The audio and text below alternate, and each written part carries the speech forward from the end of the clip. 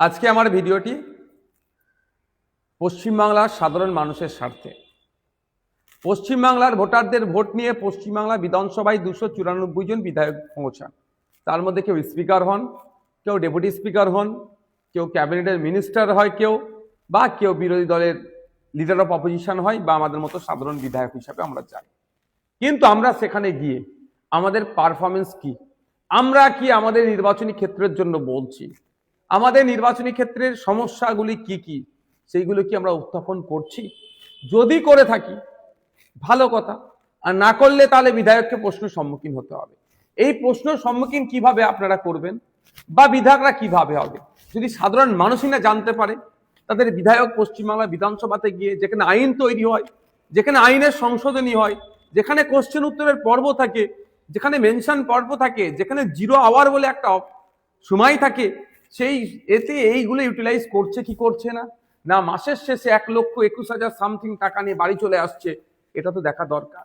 সেই জন্যই বলবো, আমিও দাবি তুলছি, পশ্চিমবাংলার সাধারণ মানুষের কাছে অনুরোধ, আমার দাবি তুলুন, মুখ্যমন্ত্রী স্পিকার স্যারের কাছে দাবি তুলুন যে অবিলম্বে পশ্চিমবাংলায় লাইভ টেলিকাস্টের ব্যবস্থা করতে হবে। অ্যাসেম্বলি হাউসে সরাসরি লাইভ, যেটাকে বলা হয় সম্প্রচারের ব্যবস্থা করতে হবে পশ্চিমবাংলা বিধানসভা থেকে। আপনারা পশ্চিমবাংলার কেউ ভাঙড়, ক্যানিং, মন্দিরবাজার, বারাবণী, বিনপুর, পুরুলিয়া, দার্জিলিং, পশ্চিমবাংলার যে কোনো প্রান্তের মানুষ দেখতে পাবেন তার বিধায়ক আইনসভার মধ্যে গিয়ে তাদের জন্য কি বলছেন, রাজ্যের জন্য কি বলছেন, রাজ্যবাসীর জন্য কি বলছেন, বাংলাকে এগিয়ে নিয়ে যাওয়ার জন্য কি কি প্রস্তাব রাখছেন বা কি আলোচনায় অংশগ্রহণ করছেন দেখতে পাবেন।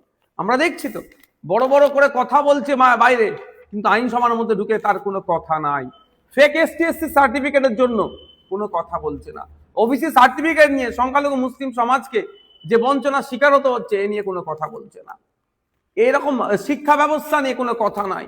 বিড়ি শ্রমিকদের যে আপনার যে অর্থ বরাদ্দ করা দরকার, তাদের কাজের জন্য যে মূল্যায়ন করা দরকার, সেটা হচ্ছে না। চা শ্রমিকদের জন্য কোনো কথা নাই, দর্জি শ্রমিকদের জন্য কোনো কথা নাই, জরি শ্রমিকদের জন্য কোনো কথা নাই, পরিযায়ী শ্রমিক তথা রাজমিস্ত্রি, কাঠের মিস্ত্রি, সুতোর মিস্ত্রি, রং মিস্ত্রি, যেগুলো যা আছে তাদের জন্য কোনো কথা নাই। স্কুল বন্ধ হয়ে যাচ্ছে, কোনো কথা নাই।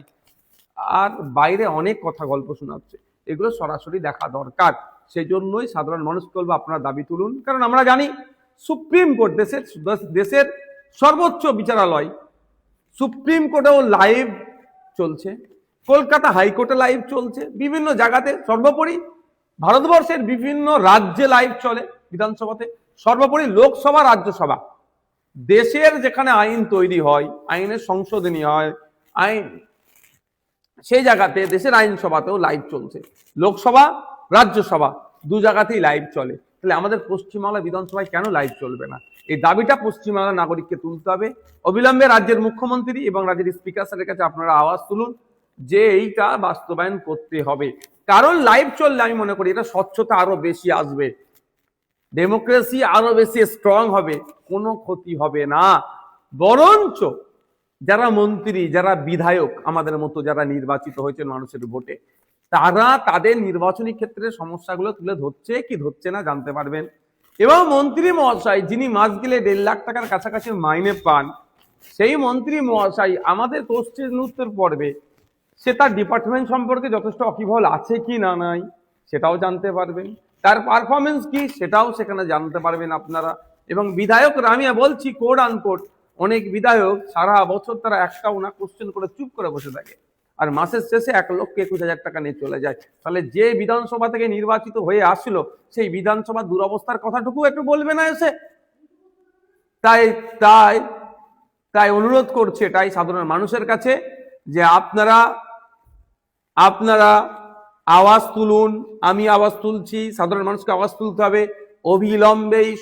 অবিলম্বে স্বচ্ছতা আনার জন্য পশ্চিমবঙ্গ বিধানসভাতে লাইভ টেলিকাস্টের ব্যবস্থা করতে হবে, সহজ ভাষায় লাইভ টিভির ব্যবস্থা করতে হবে।